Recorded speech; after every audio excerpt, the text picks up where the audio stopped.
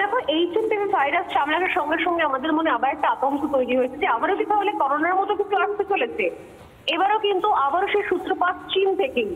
চীনে বিগত কয়েক সপ্তাহ ধরে এক অজানা ভাইরাসও দেখা গেছে, সেটা হচ্ছে টেস্ট করে জানা গেছে সেটা হচ্ছে এইচএমপিভি ভাইরাস, যাকে বলা হচ্ছে হিউম্যান বেটা নিউমো ভাইরাস।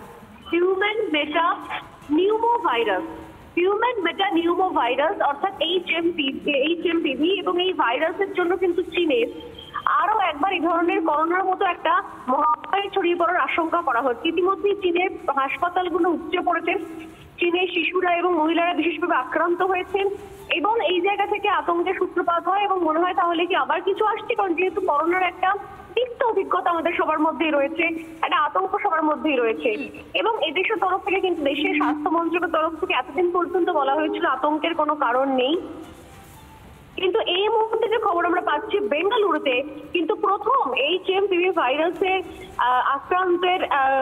আক্রান্ত হওয়ার খবর পাওয়া যাচ্ছে এবং সেটাও কিন্তু শিশুদের ক্ষেত্রে। খুবই ছোট শিশু এবং বারবার করে যেটা আগে থেকে বলা হয়েছিল যে একেবারে যারা ছোট বা শিশুরা এবং মহিলারা কিন্তু সব থেকে আগে টার্গেট হচ্ছে এই ভাইরাসের। ঠিক করোনার মতো একদম করোনার সেম জিনিস যেন রিপিট হচ্ছে পায়েল, এবং যে কারণে আতঙ্কের জায়গা থাকছে।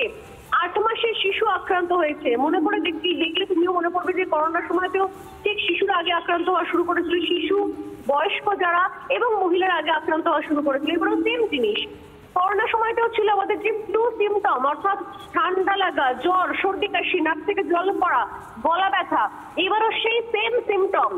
ইতিমধ্যে কিন্তু বারবার করে সতর্কতা জারি করা হচ্ছে, অনেকেই ভয় পেয়ে যাচ্ছেন, আতঙ্কের মধ্যে রয়েছেন।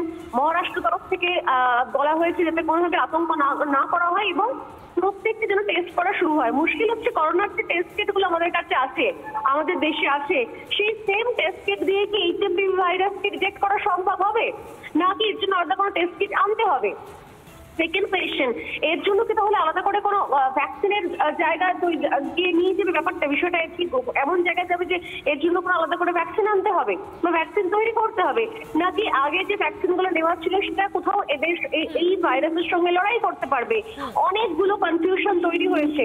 আমরা চিকিৎসকদের সঙ্গে কথা বলছি এবং যেরকম স্বাস্থ্য মন্ত্রকের তরফ থেকে বলা হচ্ছে অযথা ভয় পাবেন না, আতঙ্ক ছড়াবেন না, আমরাও একই কথা বলছি, সচেতন হচ্ছি।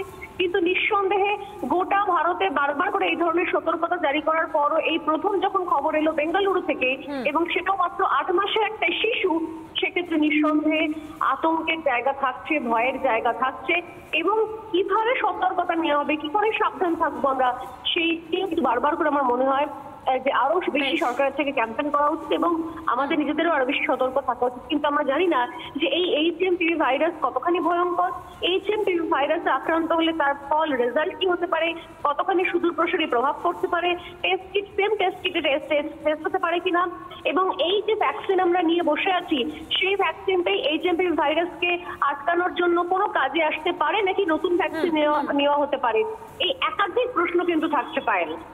ধন্যবাদ স্বর্ণালী।